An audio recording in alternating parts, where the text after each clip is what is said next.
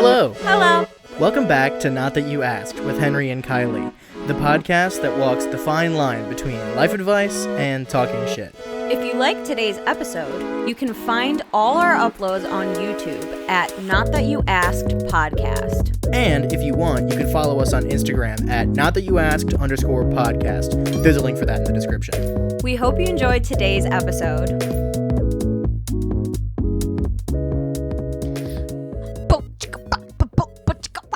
Woo! Woo! Woo!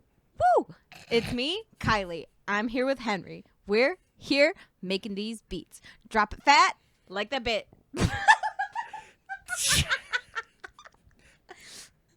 Funny stuff. I was trying to say man. the word for vagina, but it didn't work, and I didn't want to, Yeah, I'm sorry. that's really good stuff. What's up, everyone? Hey, how's it going? You're coming here full speed after post-nut. I don't know what the fuck you're talking about. Hey, I'm post-nut. This is me post-nut.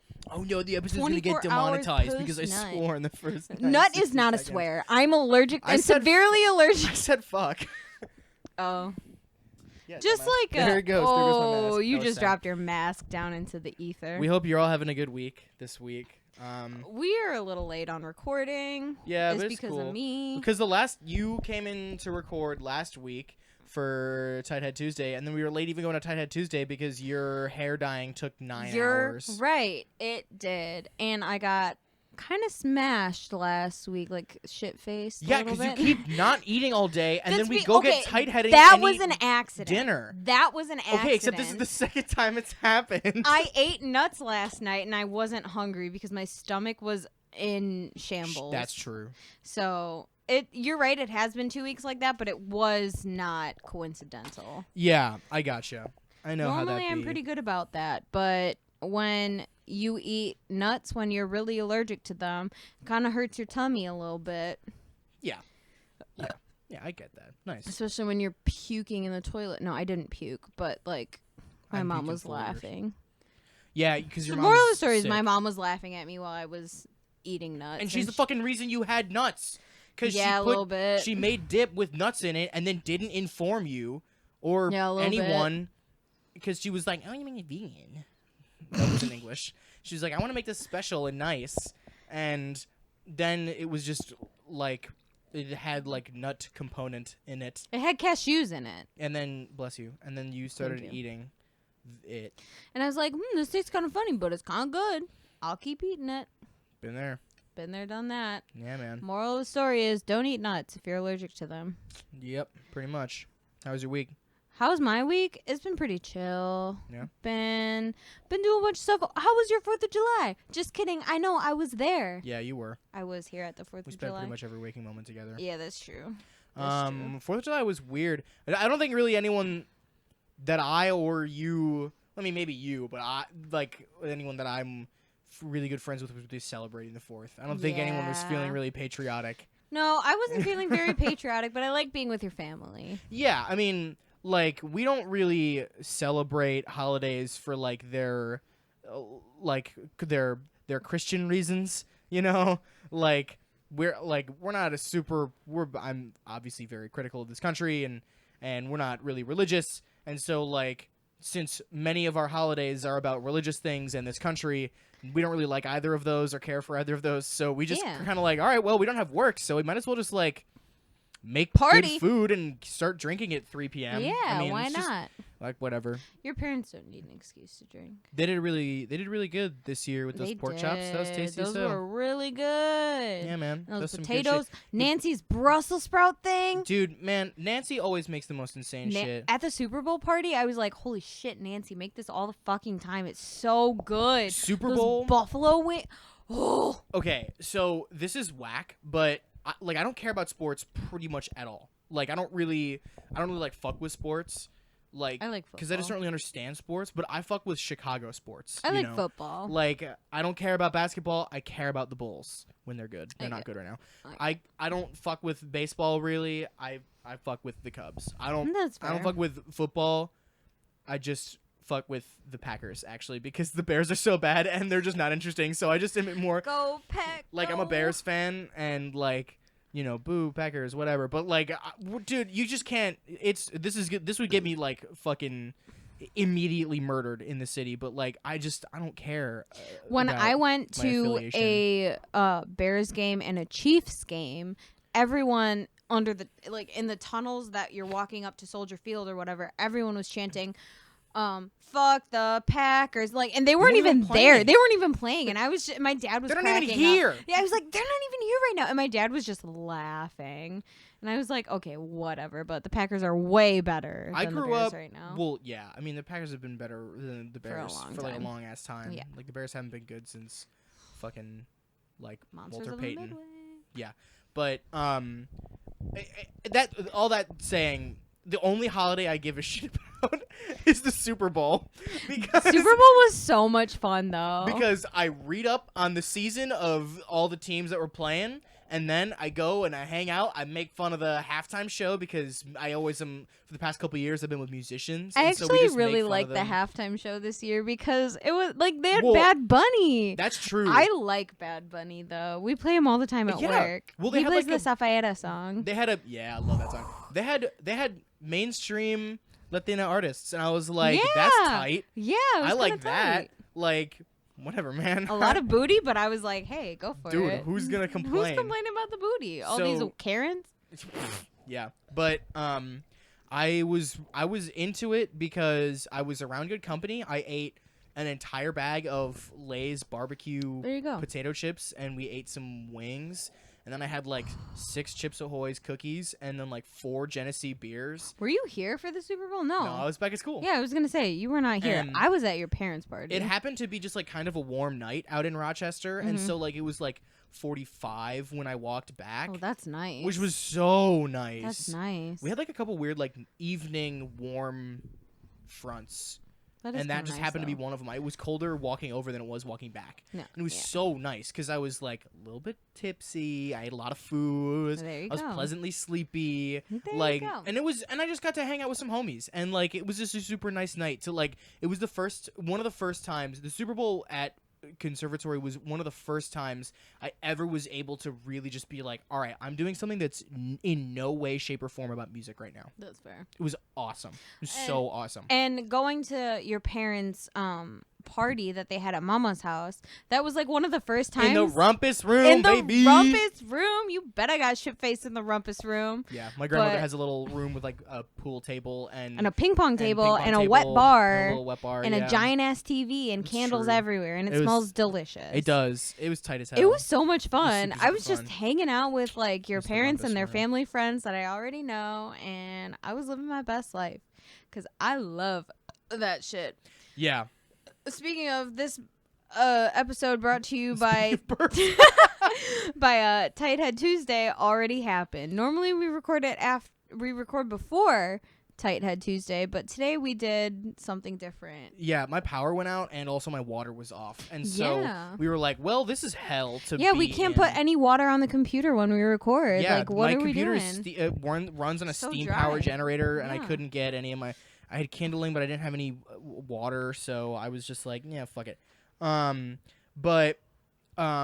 We just decided we were gonna go to do Tight Head Tuesday, and it was very fun. We ate Domino's pizza. I love Tight Head Tuesday. Yeah, me too. I love Tight Head. One of my. It's good. Oh, so If you're in fucking good. Mundelein, go. If you're not in Mundelein, If drive you're in to Mundelein Illinois, and go. If you're in the world, go. Go If you're right on now. Earth, go. If you hit me up, I will go with you. Yeah, truly. If you hit one of us up, we will be at Tight Head with you. Yeah, Like, I we loved. love I'll go Tight to Head. Tight Head any day of the week. We're gonna do like a Tight Head Tuesday when we live together. Oh, I know that would be Which so the much fun. only thing fucking keeping me going right now, and I've said this before, the only thing fucking keeping me going is thinking about living in Chicago. I know. I'm so excited to move out and live in Chicago and be like, Yeah. buy I'm everything. I'm just like looking at apartments right now, Ugh, and excuse me. bless you. I know that it's like early in the process, and also like an annoying thing to do, but Jesus fuck, dude, I'm just ready to go. I know, and I be wanna my own move out so person bad. again. I want to because I don't have a lot to do right now, Mm-hmm. and it's kind of nice, but I just miss having the things that I always have in my mind be like, oh, can I clean the apartment? Or, oh, I need to run to the grocery store. Or, oh, I need to email my landlord. Or, oh, I need to do like just like living things, person things. Like I feel like I don't do shit here. I wake up every morning, I play video games, I warm up, I play more video games, I eat lunch, I play trombone, I play more video games, I play trombone, I eat dinner, I go to bed. I study and I work and play podcast. Video games. Yeah, I only work like it's like depressing. I work very little. I work so, like, double what you work a little bit. Yeah, you work 2 times a week. I work like 4 times a week. If I worked twice as much as I worked right now, I feel like I would maybe be a little bit better. But that also doesn't change the fact that like I still like don't do anything here. Yeah. You know, like no, I get that. I don't have any responsibilities when I'm here, other than like Maybe clean mow up the after the lawn. messes that I make and the few things that my dad asks me to do. Yeah. You know, no, I get that. like, and so that's really frustrating. I know it is frustrating. Just, yeah, like it really is. I want to be operating under my own power again. Yeah. You know, like it is honestly so I didn't realize how debilitating it was moving back in with your fucking parents. Yeah, you're telling me. Jesus Christ. Yeah, you've been here since You're fucking telling me. January. You've been Yeah. here 7 months now. It I mean, sucks. well, 6 full months into your 7 months. It sucks Yeah. a lot. Yeah. But I mean, I don't know. My parents want to talk to me about something, but I don't really know what it is. They're just like, we need to talk. I don't know. We've put all your stuff in boxes. You have 2 weeks to move out. Honestly, that would be really nice. Honestly, yeah. If they put my stuff in boxes, I'd be like, thanks, guys. See ya. God damn, you did the work for me. I'm out of here. See ya. See ya. Wouldn't want to be ya. Yeah. Honestly, yeah. Oh, God excuse damn. me. I'm You so were so sorry. burpy. You're not even drinking so White Claws. Burpy. I know. Throwback, honestly. I know. I do get burpy when I drink White Claws. I did Yeah. see my White Claws in your fridge. It's still there. They are Little still there. party. I might drink some. Little Mario Kart party. Little Mario Kart. Mario Part. Mario Karty. Nope. Mario Karty. I'm not gonna try to make that joke. Mario Karty. Mario Mario Karty Karty. B. Ugh. Seen any good movies recently? No. But Yeah, I've been watching a new TV show a lot. you have? You have. What? Mike Tyson Myth the Weed. Mike Tyson Myth the Weed. Yes, I have been watching Mike Tyson Myth the Weed. I love Mike Tyson Myth the Weed. It's my favorite show. But it is so Take it funny. ran, buddy. It is so funny. God damn, it Good-ass makes me show. laugh so hard. I've still like never seen an episode. Ugh, you should. Yeah. It's so funny. Yeah. It's on Hulu. The first 3 seasons are on Hulu, but there's 4. It's on Adult Swim, right? It is on Adult Swim. So you Yeah. can find the first 3 seasons on Adult Swim website too, but it's also on Hulu. Yeah. Like, I love it. Kai has recommended I love it so so many much. Adult Swim shows to us. He recommended to us when we were hanging out, and then like on our extras, we talk about Space Ghost Coast to Coast. Yes. Like I know. I'm I need surprised to I watch remember that too. considering how much weed I smoked Yeah. in between sessions. Just to be real. So yeah, like it was definitely very very funny. Talking yeah. about that, but you are. I've watched like a bunch of Adult Swim shows. You know, Mike like- Tyson Myth the Weed. I've and watched a bunch of Aqua Teen Super Hunger Jail. Force, Oh my Super God. Jail. Aqua Teen Hunger I've Force. seen Metalocalypse or whatever. I've seen that too. Xavier Renegade Angel. I've watched a lot of that. Is that the one with Death Clock? Metalocalypse? Yeah, I think so. Am I fucking it up? I've seen a little bit. I A think guy that so. we used to know, and who I hung out with on a pretty frequent basis. Used to watch a lot of Adult Swim stuff, and I would go over and he'd just be watching Adult Swim stuff. And so I do really like Adult Swim. before we though. booted up our Xbox 360s so that we could play like Modern Warfare 2, like I would just hang out and we would like drink a couple Mountain Dews and watch Adult Swim stuff. But that was when I was like fucking 15. Yeah, So- I did see something on Facebook the other day, and Yeah. it was like Adult Swim shows that lasted longer than the Confederacy, and it was like Aqua Teen Hunger Force, Metalocalypse, Harvey Birdman, Attorney at Law, Super Jail, Delocated, Children's Hospital, Moral Oral, and The Boondocks. And I was just like, Super so Jail many made it. TV shows Yay. less long than the fucking History Not Heritage. And I know, and Super Jail has 4 seasons total. Or Heritage So Not like, History, whatever the fuck. It's my god. I love Super Jail. I think that might be one of my favorite things. It's just the way that I love Alice. Hey guys, like it's so she cracks me up, but like everything about that show just cracks me up. Yeah, it's just filmed beautifully. It's created beautifully. The way that they have like their fights and how it just flows from like one thing to the next. Like I don't know. I just think it's art. I just think it's beautiful. But you know what I'm talking about, because have I showed you that show? Okay, yeah.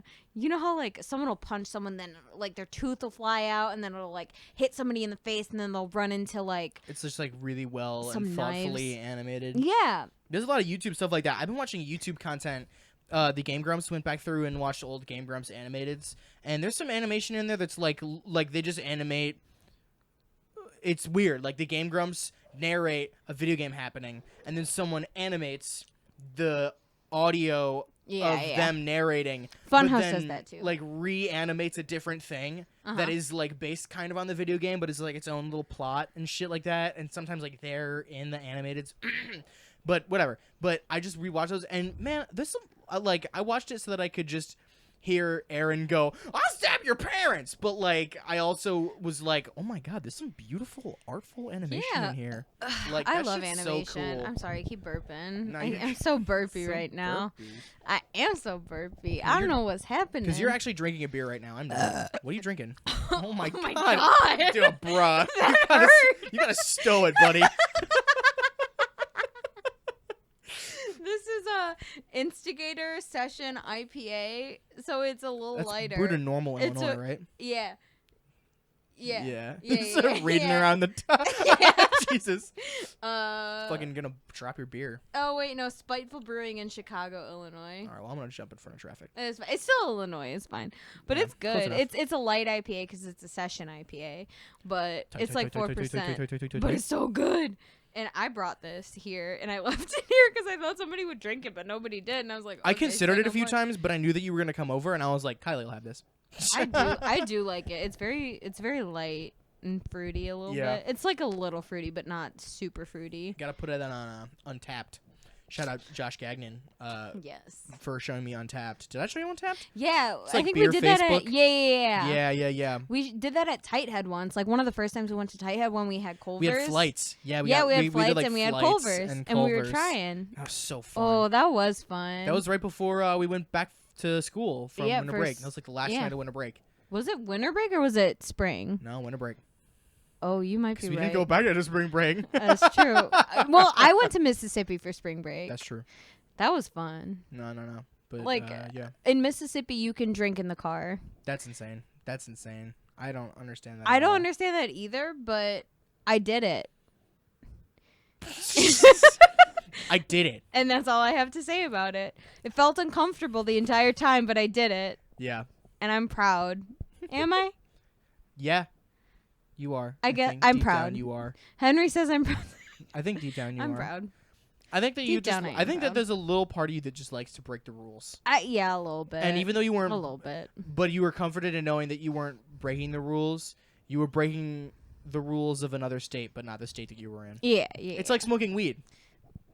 Like, to be entirely honest, I know that like that's not your experience, but my experience has so much been like it's legal here, and it's like all the places I've ever been, it's been illegal. And when I was here, it was illegal. And now that it's legal, I can just like and it's made it to the point where like I'm not some crazy, for all the people out there who are thinking about employing me, I'm not like a crazy super like I don't like get stoned and then go into work or like hang out with my homies and get super mega baked and drive to Taco Bell. Like I'm just like, oh, you know what? Like I'm done with my work for the evening and like a little bit. I'm gonna watch like the X-Files and so I'm just gonna like have a little hit from my one hitter and then just like laugh at the cheesy aliens and go to bed at 9:30 p.m. Yeah. I mean, Jesus fuck. Like, is there something so wrong with that? No. Whatever. I might as well have a couple glasses of wine or something. Yeah. You know? So exactly. But like, even though that has been my experience of like it's just a chill thing,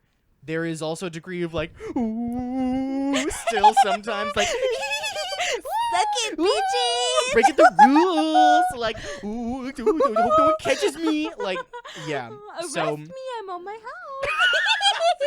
Yeah, I did. I just because I could though. I stood on my fucking front porch and There was you go. smoking like the last little bit of a J, and then I just walked out into my driveway and was just like, "This is fine."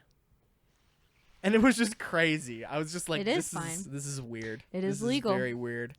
Exactly. But it was weird being in Michigan too the first time but the people that I was with in Michigan actually did break the law because they were like, "Yeah, we do this at our house," and I was like, illegal. Actually, no, that was not illegal in Michigan. Oh, You because can they have their plants. green zones. Yeah, they have You the can have- green zones in Michigan. Yeah, they I got forgot like about that. they got like a license to grow. I think they got a license to grow, but they were growing more than they got the license so. for. I know people in Wisconsin that were growing. Whatever, man. People Like, grow everywhere. It's fucking fine. I know people in Colorado that grow, but then again, it's legal there, I think. It's like mega legal Yeah, there. it's mega legal there. Which is But not they like- moved from Illinois to Colorado, I think, for that. Because they were growing in Mundelein. They were growing a lot of weed. I That's cool. saw that. That was like my friends before I even met you. So, Damn. I ain't gonna drop their name though. Nope. No. Gotta protect their identity. I will protect their identity. Good job. Don't dox anyone. I ain't gonna dox on, nobody. our podcast that 7 people listen to. Okay. All right. You said you had to Yeah, talk I wanted. to me There about was just something that I wanted to bring in Okay. for today. Bring her in. So, in the wheelbarrow. When we first had this idea, when I first approached you about doing this podcast, it was like in January. Yeah. I was playing Minecraft. Yeah. And I was like, wouldn't it be so fun if like we got together and like Did a read podcast. like Reddit posts and just made fun of people's dumb life choices and stuff like that. Always.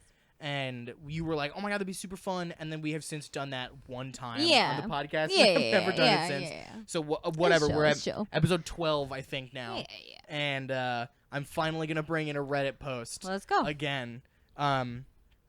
From r/relationship advice. It was my 32 female husband, 36 male, became a robot, and I don't know how to help him. So I immediately was like, I found this post because I found the update. But of course, the person was good and was like, original post. They tagged it right at the beginning. So I was like, all right, we're going way back to the beginning.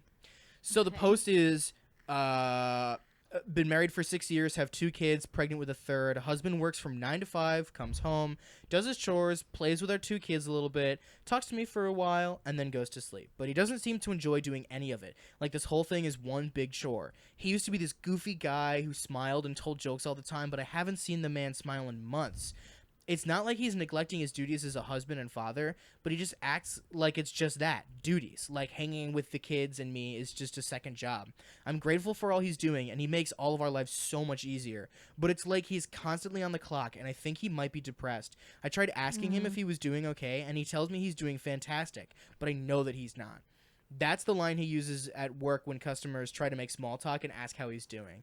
He doesn't make any time for himself. He doesn't take any breaks. He stopped playing games and stopped watching TV. He just does what I feel he thinks needs to be done, and I don't know how to help him. Our sex life is one-sided. We have sex, but I'm the only one who initiates it. Like, it's his responsibility to make me happy. I don't know what's going on, and I don't know how to help because he won't let me in. So that's basically the post. It's like, Okay. my husband is a fucking robot. He just, like, punches in and, like, whatever. Yeah. So then I immediately read the update, and there's like literally like 25 like awards for it because like it's the one. This is just to preface. This is like a happy ending Reddit post, which is so nice because you just it's like so many r/relationship advice posts are just like girlfriend has secret Instagram. How do I confront her? Yeah. And then it's just like here's part 2, and it's just like I confronted her. She freaked out. And then admitted to having another boyfriend, and like now I don't know if I should break up with her. Yeah, and it's just that's like, not bruh, yeah. Yeah. So that's not happy. this literally has 77,000 upvotes right now because it's just like, hooray, good times. So the person posted, "Hey everybody, here's the update. I wrote this a couple days ago, but couldn't post because it was too soon. My husband came home at around 6 o'clock, and after he had something to eat, I took him to the bedroom to talk. I sat him down on the bed and told him I was worried about him. I didn't know exactly how to phrase my worries, so I just showed him my original post. When he finished reading the post, he started crying, like full on crying. In all the years that I have known this man, I had never seen a tear roll down his eye. I held him for a few minutes until he could recompose himself, and he told me everything. He told me that his world was a shitty place right now, and that we're bringing a child into a really stressful time. He said when I became pregnant, he felt like he had to step up. He needed to take care of things because it was his responsibility. He said that the weight of carrying the family was so much harder than he anticipated, so he thought if he doubled down, he could get through it. But the more he tried, the darker the tunnel got, and eventually he couldn't see an end. And he just sort of goes on about, like, feels like he's constantly drowning, and the only breath of fresh air is the car ride between home and work. He always feels really guilty about being like, sometimes I just wish I could get away for a week. No, but that's normal. Parents need a break. And but then it goes on to be like, whenever he says that he feels really guilty and he just doubles down more, feeling like I just need to take some space. And I read this and I was so, like, it lit up so many things in my brain all at once. You know, like, because I feel like this is the kind of thing that's happening all over the fucking world right now. Yeah, I feel like we come from the beginning of a generation of helicopter parents. Like, Yes. I feel like our parents is when they first started becoming helicoptery and felt like they needed to do everything in their child's life, felt like this. But this is like, we're like the cusp, you know? Yes, like, we are the cusp. I don't know. My mom is pretty helicoptery. and my parents aren't. Yes. Like, that's what makes it so Yes. interesting is, like, it's sometimes hit or miss. Some parents are really great. Some parents are really terrible. I mean, yeah, you you know? never know. But And we represent both of those categories. yes, we do. But I don't know. I get that. My grandma and I have had conversations about, like, you know, my grandma was like, I was never really stressed when I was a mom because we would, like, have parties every weekend and, like, hang out with the couples club or whatever. And for those of you who don't know, the couples club was basically like a gathering of my grandparents and their best friends and their couples club or whatever, all the couples and all their kids, and they would just get shit-faced. Like, they would party and get shit-faced, and all the kids would, like, babysit each other and hang out together. Yeah. Like, that doesn't really happen anymore, I feel like. I think maybe it's starting to come up now a little more frequently, but I'm not too sure. I don't know too many parents. Yeah. But my cousin has mentioned that she's tried to, like, have her vacation and, like, get her time away from the kids when she needs it. So I think there's, like, a upsurge. I don't know. Maybe it's an ebb and flow. I don't know. No, it definitely seems like an ebb and flow. I mean, yeah, there is one aspect to that which I really am not aware of, and that is parenting. Yeah, I don't know anything about parenting. Understand the stresses of parenting, but I do understand stress. Mm-hmm. Like, I really do. Yeah. We both do. I mean, Yeah. you were a nursing student. I was a super overworked, stretched thin musician. Like, we've both been in very different but very stressful environments. Yes. And so, like, I think that post really highlights that, like, God damn, like, let yourself off the hook. Yeah, occasionally. you got to take a Just break. stop. Like, I think that is maybe the most valuable lesson that I've learned in all the fucking suffering I've had to go through of just, like, having a shitty time is, like, just stop sometimes. Like, I'm currently undergoing. I agree. This is the reason this lit up my brain is because one of the phrases that she used pretty frequently later in the post, which I just didn't read for time's sake, was burnt out. Yeah. Burnout. You can get burnt out so easily. And that's coming Yes. from me. Like, And you are grinding for the fucking NCLEX right now. yeah, I've been studying a lot, but, like, You know when to start and you know when to stop. it's true. It's true. I really did not know about that beforehand in college, but then in my senior year, when I actually had the luxury of, you know, I took too many credits beforehand and it sucked before, but I was floating through senior year. Yeah. I was, like, chilling through senior year. And it was nice to have that time to actually, like, decompress from the week, and I did better. I mean, don't get me wrong, junior year I think was my best year academically, but I needed that time off. I really needed that time off. Yeah. Especially after everything that I had gone through in all 4 years of college. It was just a whole fucking mess. Yeah, And yeah. that time off was so nice. And junior year, I did absolutely work hard, play hard. 100%. That was my motto junior year. But senior year was when I actually started, I started meditating. I started doing yoga. I was cleaning more. I felt like more of a normal person. Whereas junior year, it was just like study, study, study, get drunk, get drunk, get drunk, study, get drunk. Like, it was just that. Yeah. Senior year is more of a person. Yeah. Like, where like it lit up for me, I actually told you this, but I was talking to someone earlier this week, and I was like, yeah, I don't know why, man. Like, I've been trying to work on the EP and trying to work on like trombone stuff and trying to work on this project for my my dad. Yeah.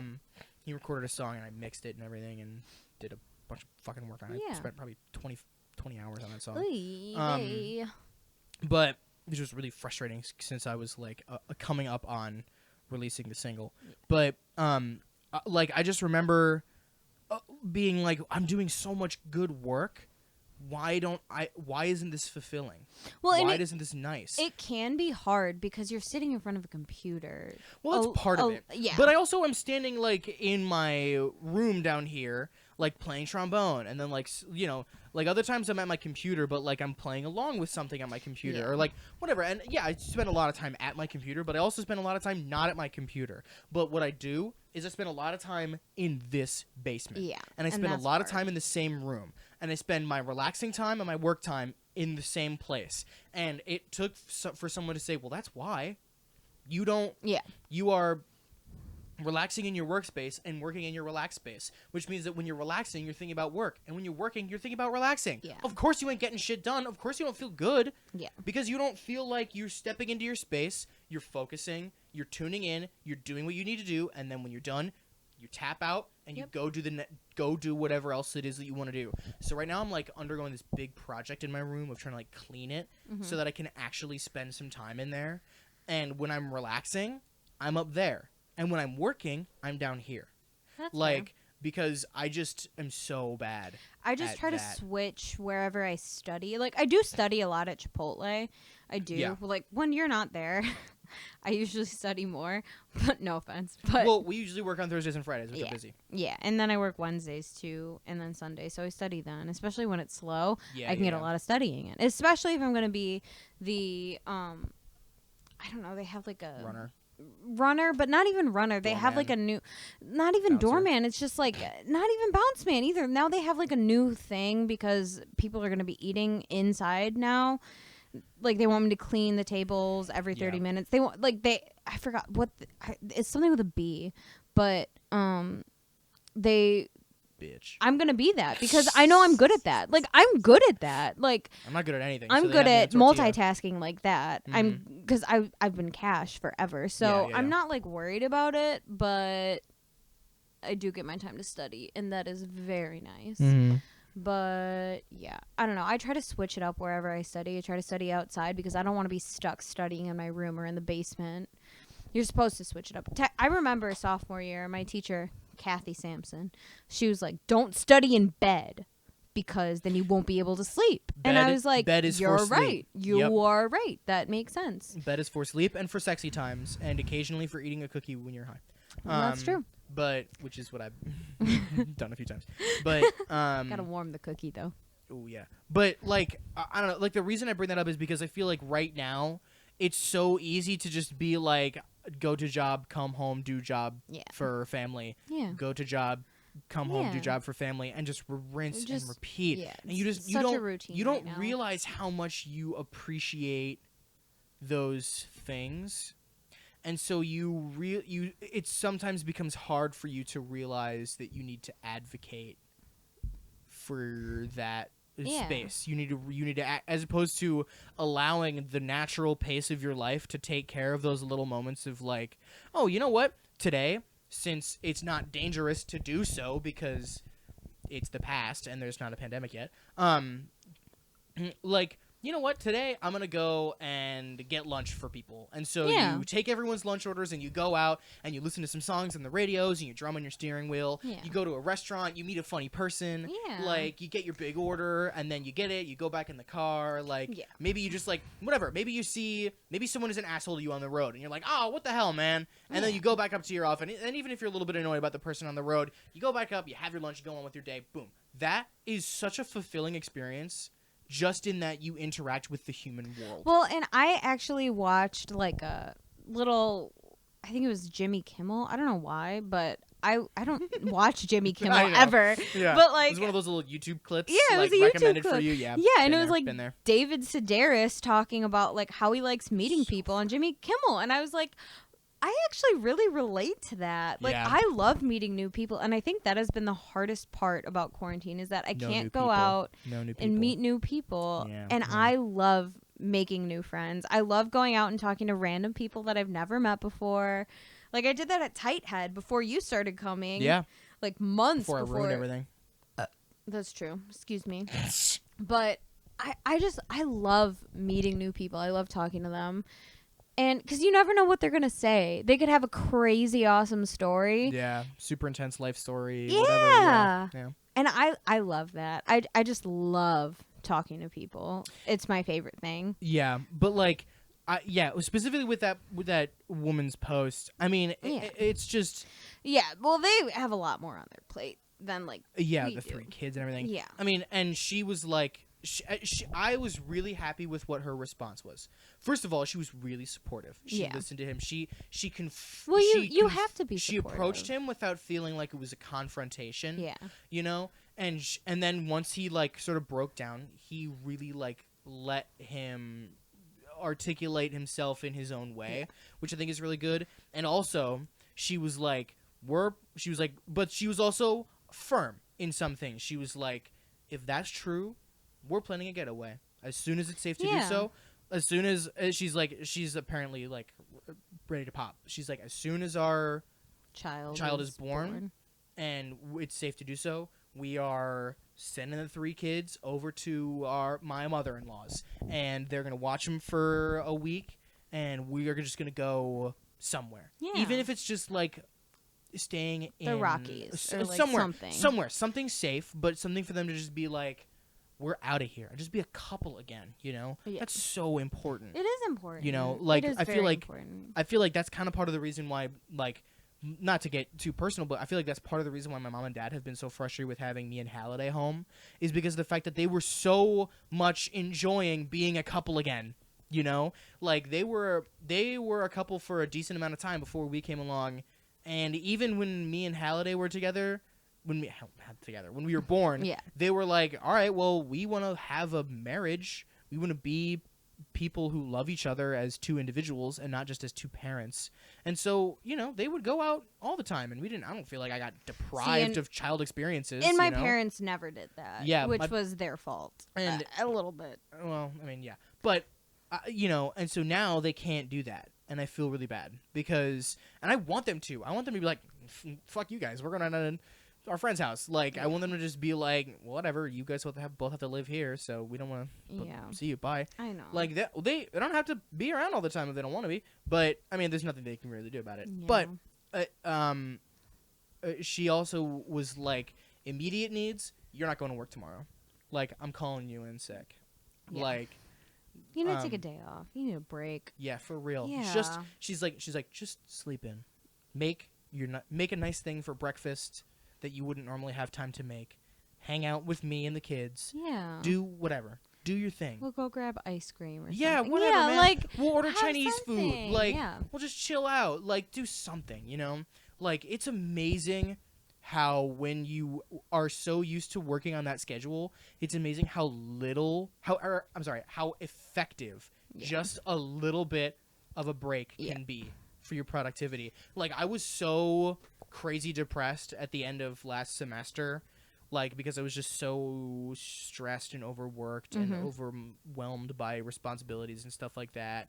I was in a volatile relationship, and then I came home for Thanksgiving break. I was home for 5 days. And it was so nice because we got shit faced. It was We did, but- transformative. Yeah. Like I went back, and if I didn't have those couple days break, I would have crashed and burned on my Yep. degree recital. Yep.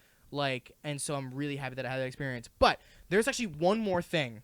Mm-hmm. Not one more thing, but another thing that I want to bring up from Okay, that post. bring it up. And that is the fact that that was the perspective of the wife worried about her husband. Yeah.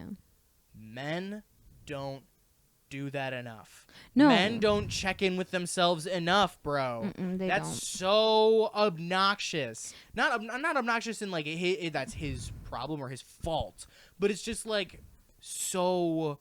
It makes me so upset when, and I am this way, but it makes me so upset to see men not to struggle, really struggle with actually listening to what their body and emotions are telling them, because there is this standard of like, I have to, like, he even says in the post, like, I felt like I was not, he was like, I felt like if I didn't double down and push even harder, that I wasn't gonna be a good enough like provider and protector for our family. And I was like, homie, you don't have to. What is this 1955? No, you don't have to do that anymore. You don't have to shoulder this whole thing alone. No, you don't. Like, and what that mentality leads to, not that this is this person's problem, you know, but like what that mentality leads to so frequently, and why this was such a staple of parenting in mid-century America, is like parents just withdraw from their families. They do, and that's They're not like, okay. That's what my dad did. Like that's not okay. Yeah, don't do that shit. Don't do that. And it really does come from having a strong relationship, because if your partner is not going to be there to check in on you and be like, hey, I'm recognizing this, like, what's going on? And if you don't feel comfortable enough talking to your partner about that, then that's going to cause a lot of issues for everything. Totally. So it really does come from being in a loving relationship, being in a happy relationship where you feel comfortable communicating with the other person. And we have a lot of experience on that. I feel like I mean, I have a lot of experience of improper communication, and I learned from that, and then I grew from that, and then things got worse. Oh my God, yeah, are you kidding? exactly. Like, Even you need that communication. You need to be able to communicate with your partner and tell them, I need a break right now. This is too much. Or, you know, I mean, it is unfair to say, like, that your partner should be recognizing every little thing about you. I mean, the It's just person not should be able to realistic. communicate. But Yeah. when someone is really having an issue like that, it's also incumbent upon the person that you are with, that you Exactly. care about, to be like, hey, I've noticed this. Are you okay? Yeah. And that's why I really respect what this woman did. Like, Exactly, it's obvious yeah. that, like, they have, like, despite this little hiccup, it's obvious that they have, like, a foundation that is based on communication when things are going Yeah. wrong, you know? yeah. Like, and that's good. You know, That is good. you should feel comfortable saying those kinds of things. But this also really got me when she was like, I'd never seen him shed a tear. I feel like if I get married to someone and they haven't seen me cry, they don't know who I am. Yeah. No, That's I get point that. blank. Like, it just, I mean, I know some people aren't criers, and that's fine. But like, it's just, it's It was so like once. it's I don't so know. annoying. I remember the first time, I can't remember if I talked about this on the pod. Did we talk about this on the podcast before? When I was hanging out with Gabe Martinez, my sweetest homie boy. We were hanging out in high school, and I remember being like, whatever, man, like, guys can cry, but I just don't cry. Like, and that is, I remember reading an article in The Atlantic, actually, about how men now, like, boys right now, like, between 16 and 22, like, they are, like, you know, somewhere like north of 80% of them think that women are qualified to do everything that men can do, which is, you know, annoying that it's that low, but also at the same time definitely higher than in the past. Yeah. You know, like anything a non-man can do, anything a man can do, a non-man can do just as Yeah. well. Like, doesn't matter, you Yeah. know? Like, and so there's this degree of of acceptance of who women are and non-men are as people and as equals. Mm-hmm. But there is also a degree to which men are still afraid to say that they are feminists. Yeah. And you know, men are all in this position of like, yeah, men should be able to do whatever they want. I'm just not going to do it. Yeah. And that is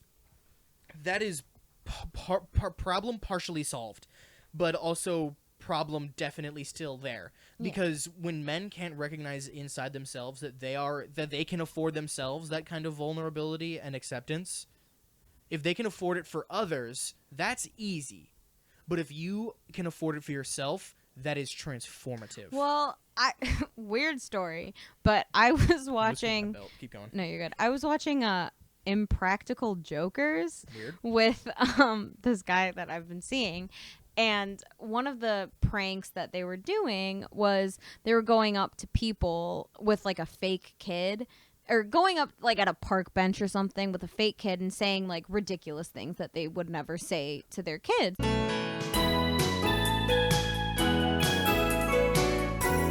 All right, hey, sorry, the power went out in my house. Yeah, it was really dark for a second. Yeah, it was kind of scary. All right, but anyway, you were talking about Impractical Jokers? Impractical Jokers. So one of the guys, I don't know, it was probably some idiot on the show, like Sal or whatever. He was sitting on a bench next to this Vietnam veteran who was reading a book, and he was telling this fake kid of his, like, you know, men shouldn't cry. And then the Vietnam veteran was just like, I'm sorry, I have to disagree with that, and like butted in on the conversation and was just like, it's okay for men to cry, like, you know, it's what people do. It's what people do. If you're upset, you want to cry, go cry, like, it's not that big of a deal. And like, I guess that was the whole bit, like they were trying to get somebody to intervene on their conversation, no matter how ridiculous it was. Yeah, but like, I don't know, that's valid. Like, yeah, that's totally. so valid. Well, and for me, men shouldn't be afraid to cry. 100%. I mean, and it's easy to say like men should be able to cry, but I like know. the I mean, underlying, coming from me, yeah, it's way easy to say that. But well, I mean, but the underlying sentiment there is that men should be able to express how they feel, yeah, and not feel like they're being pussies or weak, or that they're just like just get over it, bro, or like, you know, like whatever. Okay. Like that's so you would never tell someone that. No. You never.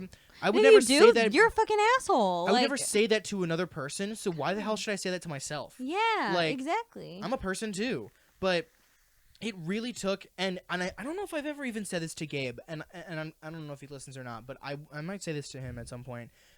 I was so that way. I was like, men can cry, but I just won't, until Gabe was like, we were talking about a movie, and he was like, oh shit, bro, that made me cry. And I was like, oh damn. And he was like, yeah, man, I'm a crier. I just really am. Aww. And I was like, oh, that's kind of surprising. And he was like, yeah, I don't know, man. I've always, you know, as a kid, I cried a lot, and you know, I'm a crier, man. But that's good that he knows that. And you know what? It took another man saying that for me to finally be like, oh, maybe it's okay for me to cry. It is okay like, for people to cry. Maybe it's cool for me to do. And now like I cry fucking at least like 2 times a week. Like, yeah. Jesus Christ. I just I see a sad video of like, you know, a like an elderly man seeing his son come home from like being overseas, and I'm just like like just like like whatever. I'm the biggest sympathetic crier. If I see anybody crying, it's very hard for me not to cry, but I try to keep it in as much as possible, just because if somebody's like sharing something with me, they don't want to feel like I don't want to I don't want to cry in front of that. But like if it's a movie, Lord knows I'll be crying.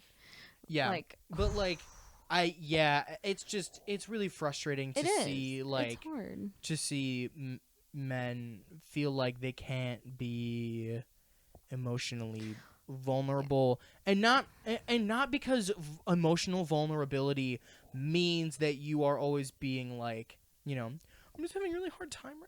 Like that's not what it means. No, it's not. Being emotionally vulnerable, like, you're not means, being a little bitch or anything. You're not being a baby. Yeah, being vulnerable can be being a badass. Mm-hmm. Like, being emotionally vulnerable is going up to a guy who's behaving in an inappropriate way to a colleague or a friend or a peer or whatever, and being like, hey man, listen, I think the thing that you said was really hurtful to that person. You need to go apologize. Well, and Like that is opening up to Yeah. a degree that is astonishing and really brave. Well, yeah, Like- exactly. And when I started going to therapy over fall semester of college of last year, I talked to my therapist and she was like, being vulnerable is really difficult. It's something that you really need to work on, but it's also super important. Like Yeah. you should spend Yeah. the time on that because everybody has to be vulnerable at some point. Like how can you build relationships if you're not vulnerable with somebody?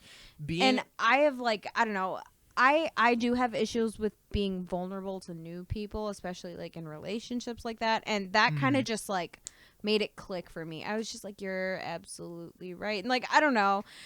People have said that before, but hearing it from a therapist was just really helpful. I don't know why, but it's true. Like being vulnerable is extremely important in a relationship, any kind of relationship, a friendship, significant other, whatever. It's something that you need to talk about with someone that you want to hold close to your heart.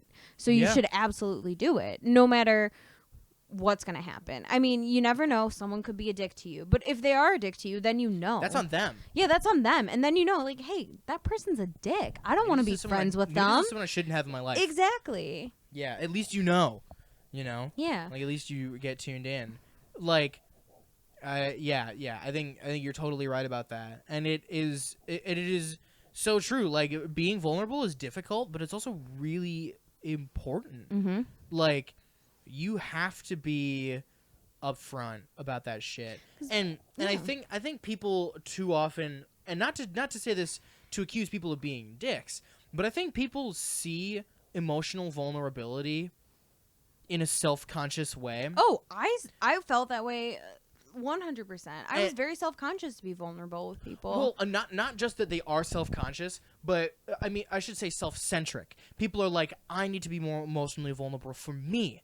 But what the ultimate, not the ultimate, but what the flip side of being emotionally vulnerable of yourself with yourself, what that enables you to do is to be emotionally vulnerable with others when they need you to be. Yeah. And that is the most important. When someone says, I have to talk to you about something really serious, and you have to take them seriously, that's what that's about. It deepens that trust that you have in that relationship. We owe it to ourselves and to the people that we love to be vulnerable with each other. No, I agree 100%. It's so important. And if you asked me that a year ago, I probably would have said something different. Yeah. A year and a half ago, probably would have said something different. I probably would have been like, nope, don't talk about that. But it really, really, really is important. It's so true. Yeah. And it is scary, but the worst thing that can happen is that somebody is a dick to you. I mean, sure, that's going to scar you a little bit, but then you know. Then you're like, man, this bitch was a fucking dick ass to me. I don't want to be with them in my life. Fuck that bitch. Yeah. Get out of there. I don't know.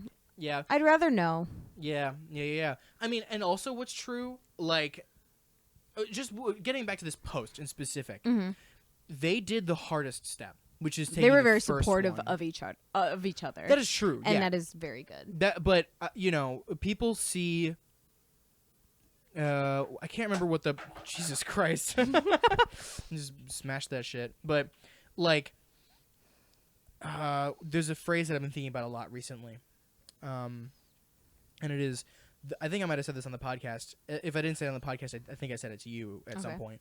But the best time to plant a tree was 20 years ago, but the second best time is right now. Yeah. And that is so true in so many ways. Like, if you say, well, I've been so closed off and locked up for so long, how can I ever expect to be different? Yeah. Like, I mean, and so in relationships, if, you know, you're in a really negative, complacent, like, stagnant relationship because you haven't opened up or communicated or done the things that you need to do, and you feel like you're at the point where your relationship is, like, on the precipice of disaster, and you are faced with the choice of either walking away from that relationship out of fear of opening up, or you face your fear and you do open up to that person, doing it the first time is the hardest time because you have so much work to do. Yeah. But when you practice it and you make it a habit and you make it something that is in your life, it's not like it's a Herculean task every time. Because when you get good at it and you do it frequently, you can just take it in little bite-sized pieces. Exactly. If you check in before things get bad, then you don't have to wait until they're really bad to fix it. Exactly. And that's what my therapist told me, because when I was I really, really had some bad issues with communication because I come from a family that doesn't communicate at all. And so I didn't really know how to communicate anything in my life. And so when I was talking to my therapist about this, I was just like, well, I just don't know how to say all of this stuff. And she was like, it's not black and white. Like, it's not all or nothing.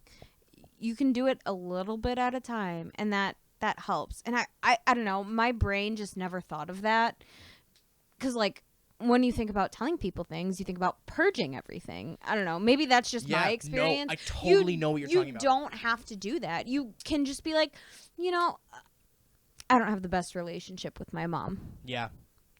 Something simple like that. You can go into detail later. And I'm such a purger. Like I'm talking to a person right now, and they are so sweet. They're one of the sweetest people. And they've been in some similar positions that I have been in, and so they're such a sweet pea. They are really, really willing to listen, but they also have the phrase, but we don't have to talk about it if you don't want to. Yeah. And that is something that I stress too. I'm like, if you want to talk about it, I'm fine. If you don't want to, that's fine too. Yeah. And I got, when I first started seeing a therapist, I just like turned the communication floodgate 100% open. I was just like, share everything all the time, always. And then there came a point a couple years ago where I realized, like, Diana kind of makes me upset sometimes. Yeah. Like, it kind of puts me in a bad mood, puts me in a bad headspace, makes me relive things that I don't necessarily want to relive. Yeah. And so having that person say, we don't have to talk about it if you don't want to. I have more and more times said to myself, yeah, maybe I don't want to get into all of that right now. Yeah. And that has really... And honestly, it has made us better communicators. And you don't have to. It has made me really thoughtful about the way that I share things. And it makes me think about how much I want to share and what is relevant to a conversation. But that being said, it hasn't made me share things that I don't need, that I don't think are important. Mm-hmm. You know, I've talked to this person about, like, being in an abusive relationship. I've talked to this person about struggling with ADHD and then anxiety and depression. I've talked about, like, the friendship struggles I've had, the musical and artistic struggles that I've had, like, whatever. I've talked about a lot of the stuff, but, like, I have taken it in pieces at a pace that was comfortable. Yeah. And I think that doing that and allowing each other the flexibility to do that has honestly made our relationship very unique. Yeah. You know? So that's really important. Yeah. And I think that is the end goal of, at least that is a sign that you're moving in the right direction after you've done what this couple on Reddit has done, you know? Yeah. Of, like, establishing that line of communication and all that stuff, which is just, like, you need to be able to communicate in a relationship. You really do. Because if not, then honestly you might end up like my parents, and they don't communicate and they're just mean. Yeah. There's no continuity between anything that they say. Yeah. Which sucks. It really does suck. Yeah, but I recognize that. And all that stuff. Yeah. And that's not fair to a child growing up, but why would you yourself? It's not good for yourself either. Like, why would you teach your child morals like that? Yeah. Yeah. I don't know, teaches you ambiguity, teaches you exactly. Yeah, all that stuff. There's nothing wrong with communicating. Yeah, we've only got a couple minutes left, but this is just out of curiosity. I feel like I know how, if I need to approach you about something, I know how to do it. You know, but like if you are in like a relationship with somebody and someone is going to approach you about something that they are like, "Hey, I need to communicate this to you for some reason." The thing that I have always struggled with is, like, when I want to talk to someone about something, I don't know how to be like, I don't know how to get my foot in the door. Yeah. Be like, "Hey, by the way, can we talk about something?" Yeah. That is where I have always tripped up. So what's your preferred, like, if someone has something that they want to talk to you about or open up to you about, whether it's like, hey, I had this experience, or it's like, hey, like you said this thing the other day and I kind of rubbed me the wrong way, or like, hey, you did this thing and that wasn't cool with me. How do you like to be approached? Since I've been good at communicating Yeah. for the past couple of months or whatever, I like things pretty like upfront. I don't know. I'm a pretty direct person now, but I like it when people are direct with me. Yeah. So whenever my ex was like, it bothers me when you say this, I listened. I've always been a good listener, though. Yeah. That's just been in my genes. But I do like listening, but it is hard to communicate when you have an issue. So you kind of just have to like balls to the wall, go for it, and just be like, hey, I really need to talk to you about something. Can we sit down and talk? Yeah. I would do it then like that. I wouldn't text first. Yeah, okay. I personally wouldn't text first if I'm going to like see that person. But you just bring it on them. Yeah.